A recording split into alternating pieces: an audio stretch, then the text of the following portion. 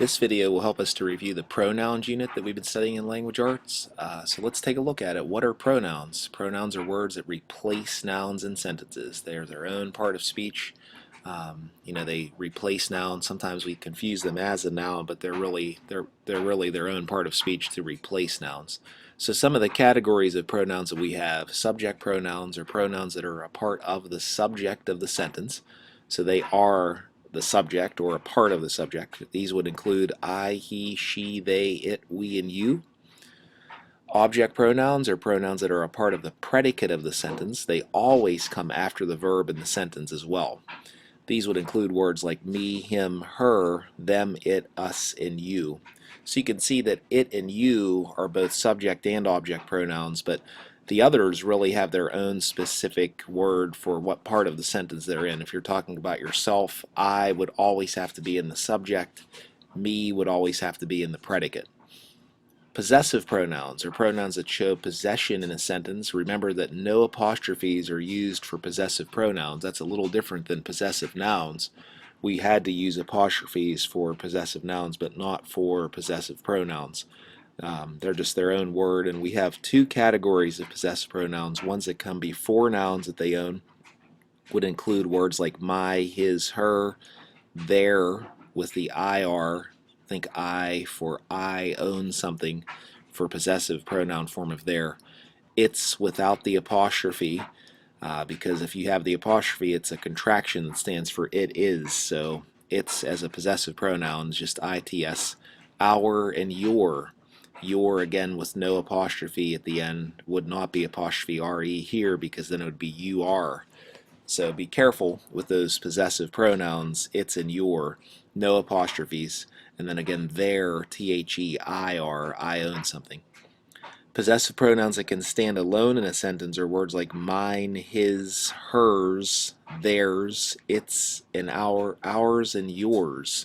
So those can be by themselves still owning something from that sentence or from a previous part of an essay or sentence. Continuing with the review, let's take a look at the sentences below. We're going to underline the pronoun and write what type of pronoun it is next to the sentence. So let's take a look at number 1. Earl asked Loretta to tell him the idea. I see a pronoun him, and looking at what part of the sentence that's in, it's in the predicate. I can see it's coming after the verb asked. Asked Loretta to tell him the idea. So if I think back to those types of pronouns, that means that this would be an example of an object pronoun because it's coming after the verb and it's in the predicate. Number 2, we planned the family fun day with several classmates. Okay, I see a pronoun right at the beginning, we this time, and we is also in the subject of that sentence. It is the subject actually of number 2, so we would be a subject pronoun this time. Number 3, the family and I went to dinner together. Okay, in that sentence again, the family and I is a pronoun, and I is also in the subject of that sentence. The family and I would be the subject, so I is a subject pronoun for number 3. And one technique we used for writing as well to determine if you would use I or me in that sentence, you can take away the other part. If we took away the family and just read it with I went to dinner together wouldn't make sense as much, but I went to dinner, it would not sound correct to say me went to dinner. So always remember that technique of taking away the other part to determine if you would use I or me for a part of a sentence. Number 4, Tanya and Neil helped us plan the games. See a pronoun in the predicate this time, us. Us comes after the verb helped, so us would be an example of an object pronoun for number 4.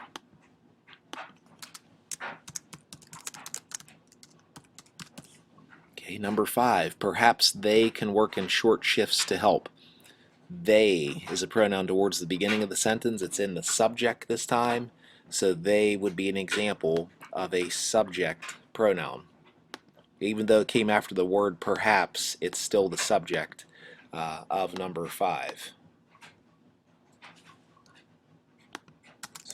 subject pronoun for number 5.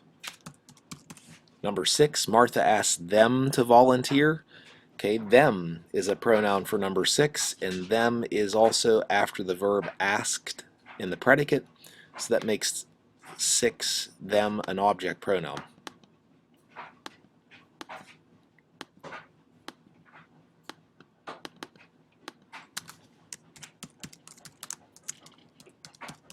Okay, number 7, the lady asked her to recruit helpers.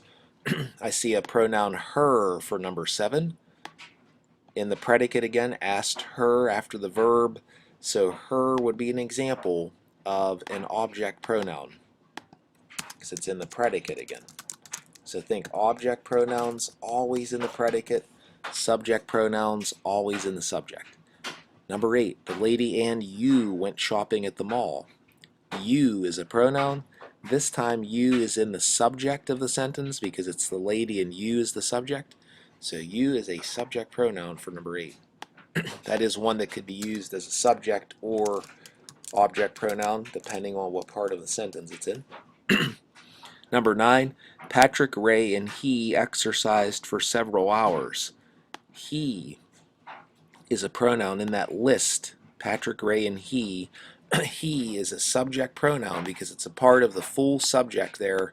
Patrick, Ray, and he. So subject pronoun for he in number 9.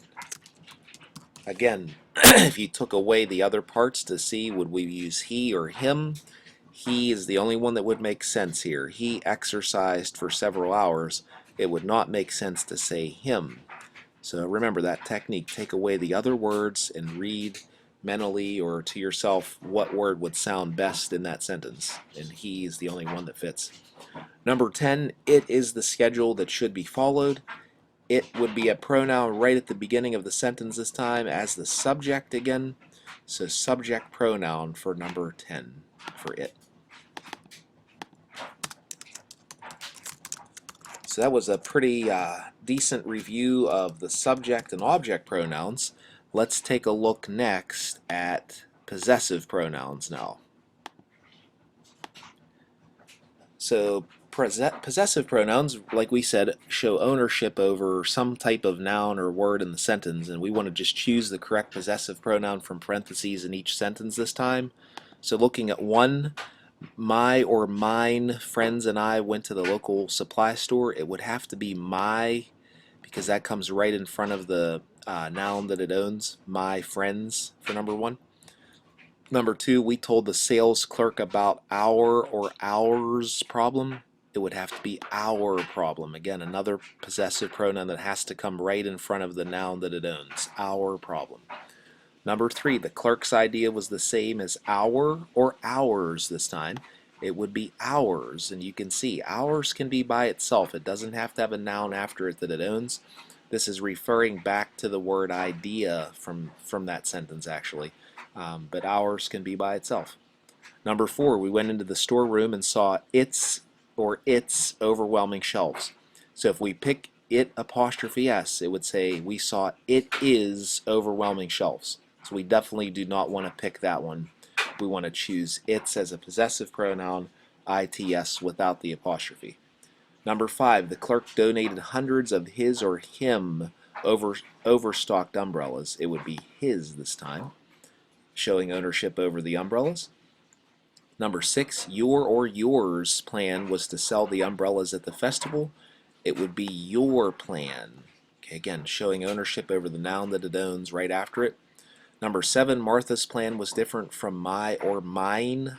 Mine this time. Okay, mine being the referring back to the plan by itself, does not have to be in front of the noun that it owns. Neil liked her or hers better. Hers would be the best answer for number 8. Okay, again, hers referring back to the plan this time, but it can be by itself with the s at the end. The school approved your or yours. Yours would be correct this time, again showing ownership over that plan, but it's by itself instead of being in front of the noun that it owns. And finally 10, Neil still liked her plan the best.